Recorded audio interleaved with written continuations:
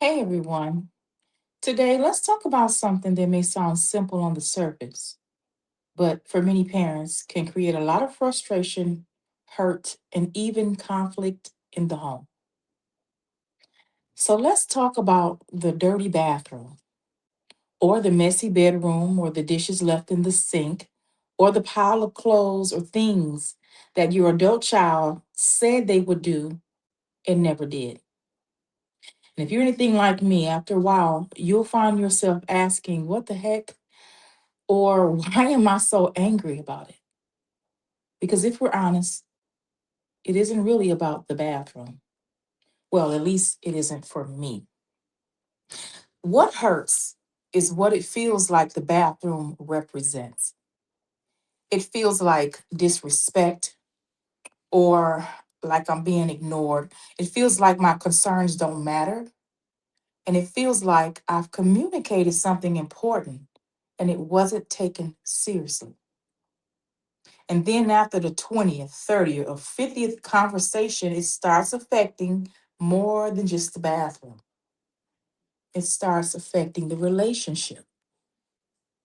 I think one reason that parents become so emotional about situations like this is because they don't happen in isolation. The dirty bathroom isn't the only issue. It's connected to other concerns. It's connected to questions about their maturity or concerns about responsibility, worries about their future. And before long, you're not standing in front of a dirty bathroom anymore. You're standing in front of years of frustration or repeated conversations that didn't produce change. You're standing in front of concerns you've been carrying for a very, very long time. And can I be honest with you? Part of my frustration wasn't just my child. Part of it was with myself because I realized I had communicated expectations many times, but I had not always maintained boundaries. Now, I had talked about what I wanted and what I needed to happen, but when those expectations were ignored, I wasn't always sure what to do next. And I think many parents can find themselves in that exact situation. So, let's talk about boundaries. I think the word gets used a lot, but many people is misunderstand what a boundary actually is. So, a boundary is not telling another adult what they must do. A boundary is deciding what you will do when a certain situation occurs. Let me say that differently, or let me say it again. A boundary is not controlling another person's behavior. A boundary is determining your response to their behavior. That's a huge difference. Let me give you an example. You say to them, please keep the bathroom clean. Now, that's not a boundary, that's a request. It's a reasonable request, but it's still a request. A boundary sounds more like the bathroom needs to be cleaned every Sunday evening, and if it isn't clean, there will be a consequence. Now, we're talking about accountability. Another example, a parent might say, you need to stop leaving your belongings all over the floor and all over the living room or all over whatever area, right? Now, that's an expectation. A boundary would be any items left in the common areas will need to be removed by the end of the day. And if they aren't removed, there will be a consequence that we've already discussed. You notice the difference? The focus is not controlling the adult child.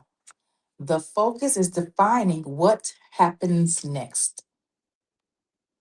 Now, here's where many parents can get stuck. The expectation gets ignored, and because we don't want conflict, we have another conversation, then another conversation, and another one. And before long, we've asked the same discussion 15 times. At some point, we have to ask ourselves, have I established a boundary or have I simply repeated a request? Because repeating ourselves is not the same as maintaining a boundary. So, what do you do when a boundary is ignored? Well, first, you're going to stay calm. The goal is not punishment, the goal is not retaliation, it's not winning, but the goal is accountability. Okay? And second, follow through consistently. This is where many of us struggle because consequences are often harder on us than they are on our adult child. We love them, we worry about them, and we don't want any tension. But inconsistent boundaries teach that the expectation is optional. Let me give you another example. And these are examples only. Every household is different. Every family situation is different. And each parent needs to prayerfully determine what is appropriate in their own home. But examples might include things like if shared spaces aren't respected, then guests won't be invited over for a period of time, point blank, right? Or another example, if household expectations are repeatedly ignored, certain privileges connected to living in the home may change. Or you can say, if the arrangement is no longer working and repeated conversations and accountability have not helped, a discussion may need to happen about alternative living arrangements and future plans. You see where this is going? Now, hear me carefully. I'm not telling you what to do in your home. I'm simply saying that boundaries require action. Otherwise, they remain just wishes. Now, one thing that helped me was realizing that a boundary is not proven when someone complies. A boundary is proven when they don't. Anybody can feel good about a boundary when everyone agrees. The real test comes when the expectation is ignored. That is when we discover whether we're willing to follow through. Now, I also want to address something many parents feel but don't always say. Sometimes what hurts isn't the dirty bathroom, it's the lack of appreciation. It's the feeling that your contributions are invisible. It's wondering if your child recognizes what you even provide. It's feeling like you're carrying responsibilities while someone else enjoys the benefits without contributing. And that's painful. Let's be honest, it hurts. But here's what I've learned: if I allow that hurt to build long enough, it becomes resentment. And resentment begins affecting every interaction I have with them. Now, every conversation feels negative, every behavior irritates me, every small issue feels big, right? And that's not where I want to be. So, today I want to encourage you to do two things. First, ask yourself, have I clearly established a boundary? Or have I simply repeated an expectation? Okay. And number two, am I responding to today's situation or am I reacting to years of accumulated hurt, frustration, disappointment, and concern? Because sometimes the dirty bathroom isn't the real issue. Sometimes it's simply revealing a deeper issue that needs attention.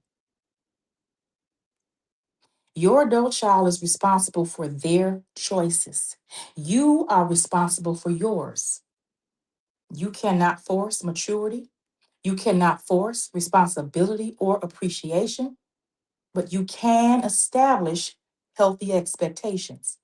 You can maintain healthy boundaries. You can protect your peace, and you can trust God with the things that are beyond your control. And that, parent, is where real freedom begins.